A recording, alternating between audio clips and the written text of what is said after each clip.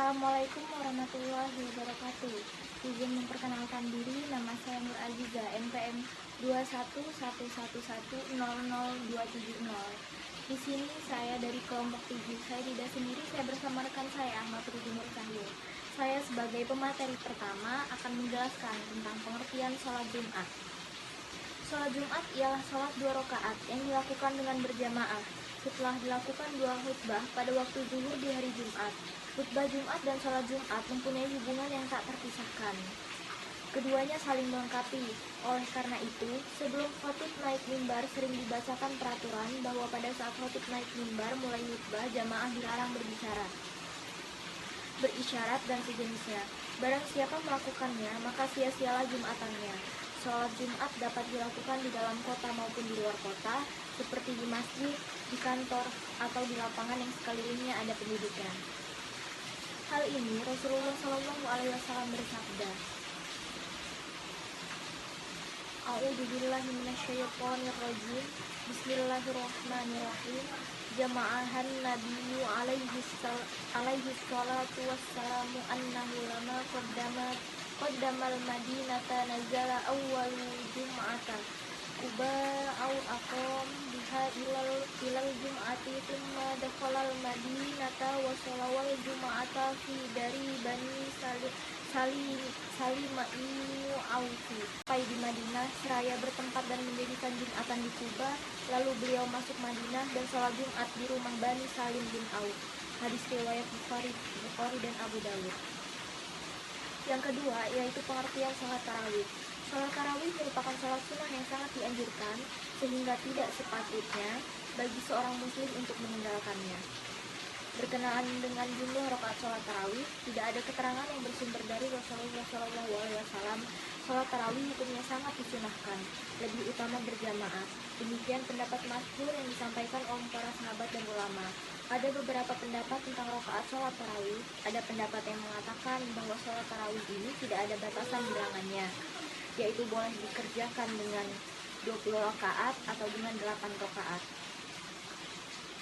C. Pengertian sholat witir. Sholat witir adalah ibadah sunnah yang tata caranya dianjurkan usai mengerjakan sholat-sholat sunnah lainnya pada malam hari. Jadi, sholat witir menjadi penutup dari ibadah qiyamul lail, seperti sholat tahajud, sholat hajat, dan lainnya, serta sholat tarawih pada malam bulan Ramadan, berbeda dengan sholat sunnah lainnya. Nabi Muhammad SAW mengajarkan sholat witir dilakukan dengan jumlah rakaat yang ganjil, yakni boleh 1 rakaat saja, 3 rakaat, 5 rakaat, hingga maksimal 11 rakaat. Anjuran untuk melaksanakan sholat witir bisa ditemukan di sejumlah hadis. Nabi Muhammad SAW pernah bersabda, sholat witir itu adalah hak setiap muslim. Siapa yang lebih suka witir 5 rakaat, maka kerjakanlah. Diriwayatkan bahwa Aisyah RA berkata, Rasulullah SAW sholat 11 rakaat di antara sholat isya sampai terbit fajar. Beliau salam setiap 2 rakaat dan mengerjakan sholat witir dengan 1 rakaat. Hadis sahih riwayat Muslim 1216. Waktu pengerjaan sholat witir adalah setelah mengerjakan sholat sunnah lainnya dan boleh pada permulaan malam sehabis isya, pertengahan malam, atau menjelang waktu subuh. Dari setiap malam, Nabi Muhammad SAW pernah mengerjakan sholat witir pada permulaan malam, tengah malam, akhiran malam, dan berakhir pada waktu subuh. Hadis sahih riwayat Bukhari 941 dan Muslim 1230. D. Pengertian sholat Idul Fitri. Yang dimaksud 2 hari raya ialah sholat hari raya Fitri dan sholat hari raya Adha. Sholat hari raya Fitri dilaksanakan pada setiap tanggal 1 Syawal, seusai umat muslim menunaikan ibadah puasa Ramadan sebulan penuh pada setiap tahun. Sedangkan sholat hari raya Adha dilaksanakan pada setiap tanggal 10 Zulhijjah pada setiap tahun. Diberi nama Id, hari raya, karena Allah Subhanahu wa Ta'ala pada hari itu memberikan berbagai ihsan pada hamba-hambanya setiap tahun selama bulan Ramadan, dan diperintahkan untuk menunaikan zakat fitrah karena biasanya hari raya itu penuh dengan kebahagiaan. Asal makna kata Id sendiri secara bahasa adalah kembali, yaitu kembali dan berulangnya kebahagiaan setiap tahun. Mungkin itu saja yang dapat saya sampaikan. Materi kedua akan disampaikan oleh rekan saya Ahmad Rudi Nur Cahyo. Terima kasih. Wassalamualaikum warahmatullahi wabarakatuh.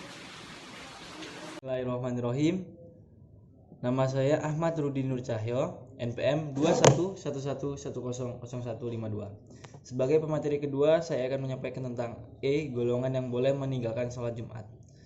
Baik, yang pertama ada perempuan. Sebagaimana diketahui umum, perempuan tidak dikenai wajib sholat Jumat berjamaah. Sebagai gantinya, mereka melaksanakan sholat zuhur di kediaman masing-masing. Yang kedua, hamba sahaya. Hamba sahaya atau budak juga tidak dikenai kewajiban sholat Jumat berjamaah. Ketentuan ini bersandar dari sabda Nabi Muhammad SAW, yakni Jumat adalah kewajiban bagi orang muslim yang kecuali 4 orang.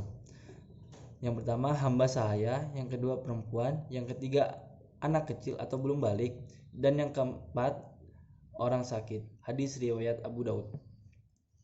Baik, yang ketiga anak belum balik. Anak yang belum balik tidak dikenakan kewajiban sholat Jumat. Namun orang tua dapat mengajak anak untuk berangkat ke masjid selagi tidak mengganggu jamaah lainnya untuk membiasakan anak melakukan ibadah. Yang keempat, orang sakit. Masih dari hadis di atas, orang yang tidak dikenakan kewajiban sholat Jumat adalah orang yang menderita sakit. Yang kelima, musafir. Karena kewajiban sholat Jumat jatuh pada orang mukim, maka bagi musafir, sholat Jumat boleh digantikan dengan sholat zuhur. Namun, syarat safar atau perjalanan yang memperbolehkan tiadanya sholat Jumat mestilah perjalanan mubah atau dengan tujuan ibadah. Adapun perjalanan dengan tujuan maksiat seperti merampok, berzina, menipu tidak termasuk keringanan atau rukhsah yang menggugurkan sholat Jumat. Baik, yang keenam, orang dengan gangguan mental atau hilang kesadaran dan orang mabuk yang terkena gangguan mental hingga hilang kesadaran tidak dikenai kewajiban sholat Jumat. Hal ini didasarkan pada hadis Ali bin Abi Thalib bahwa Nabi Muhammad SAW bersabda, diangkatlah pena atau dosa dari 3 golongan. Yang pertama, orang yang tidur hingga ia bangun. Yang kedua, anak kecil hingga dia balik.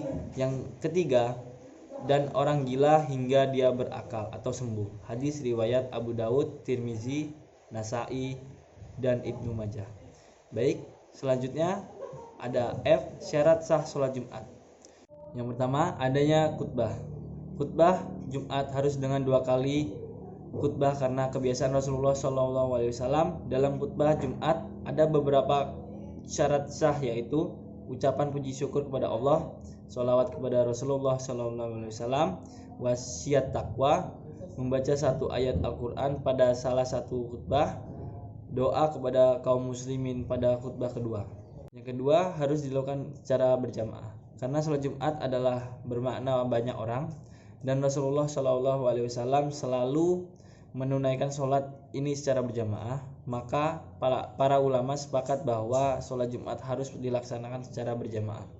Yang ketiga, mendapat izin halayak ramai yang menyebabkan sholat Jumat masyhur atau tersyiar. Jika ada seseorang yang sholat di benteng atau istananya, ia menutup pintu-pintunya dan melaksanakan sholat Jumat bersama anak buahnya, maka sholat Jumat itu tidak sah. Sholat Jumat harus tersyiar, tidak bersembunyi-sembunyi meskipun dengan berjamaah. Baik, yang keempat, jamaah sholat Jumat tidak lebih dari 1 negeri atau kampung. Karena hikmah disyariatkan sholat Jumat adalah agar kaum muslimin berkumpul dan saling berjumpa. Hal ini sulit tercapai jika beberapa jamaah sholat Jumat di suatu negeri tanpa ada hajat. Terbilangnya jamaah sholat Jumat di suatu negeri atau kampung, besar atau kecil, jika ada hajat. Namun para ulama berselisih pendapat tentang batasan negeri tersebut. Ada ulama yang menyatakan biasanya adalah jika suatu negeri terpisah oleh sungai, atau negeri tersebut merupakan negeri yang besar sehingga sulit membuat satu jamaah Jumat. Baik, selanjutnya ada G, ayat-ayat tentang kewajiban melaksanakan sholat Jumat.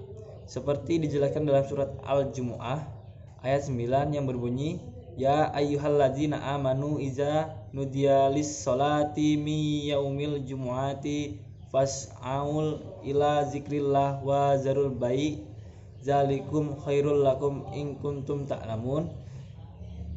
Yang artinya, hai orang-orang beriman, apabila diseru untuk melaksanakan sholat Jumat, maka bersegeralah kamu mengingat kepada Allah dan tinggalkan jual beli.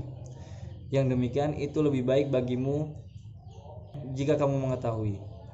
Baik, selanjutnya H. Tata cara melaksanakan sholat tarawih.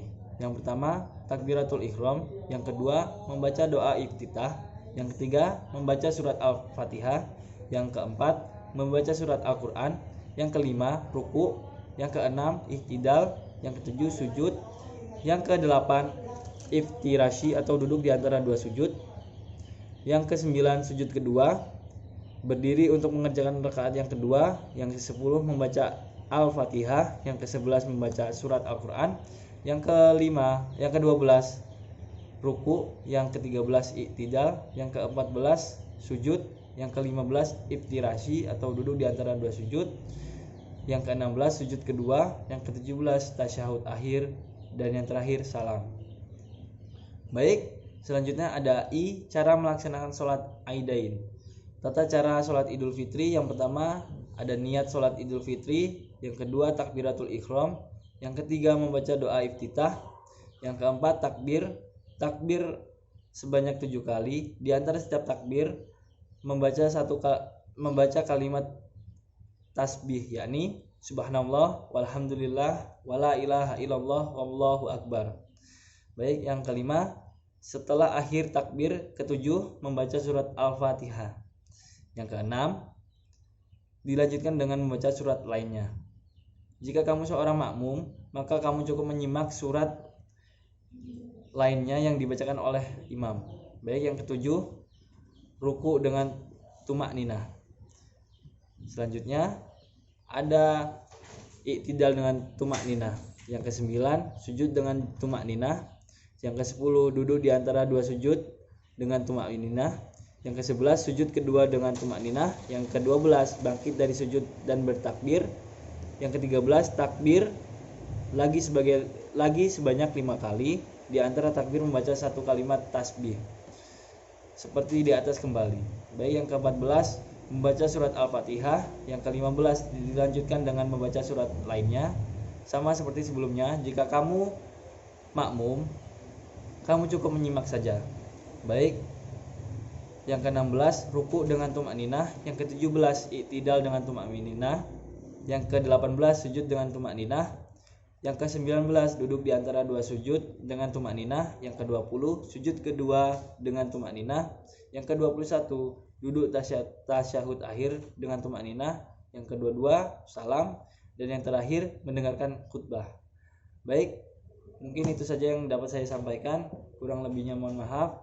Wassalamualaikum warahmatullahi wabarakatuh.